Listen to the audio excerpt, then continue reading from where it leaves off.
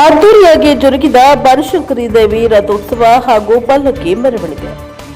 ಬೀದರ್ ಜಿಲ್ಲೆ ಚಿಟಗುಪ್ಪ ಪಟ್ಟಣದ ಶ್ರೀ ಬನಶಂಕರಿ ದೇವಸ್ಥಾನದಲ್ಲಿ ಶನಿವಾರ ದೇವಿಯ ರಥೋತ್ಸವದ ಪ್ರಯುಕ್ತ ಮಂದಿರದಲ್ಲಿ ದೇವಿಯ ಭವ್ಯವಾದ ಪಲ್ಲಕ್ಕಿ ಜರುಗಿತು.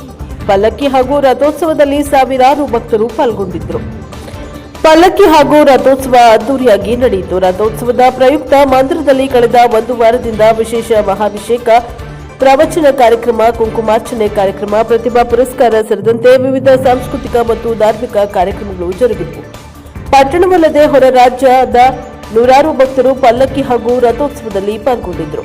ಆಟಗಾರ ದೇವಾಂಗ ಸಮಾಜದ ನೂರಾರು ಬಾಂಧವರು ಪಲ್ಲಕ್ಕಿ ಮತ್ತು ರಥೋತ್ಸವದಲ್ಲಿ ಭಾಗಿಯಾದರು.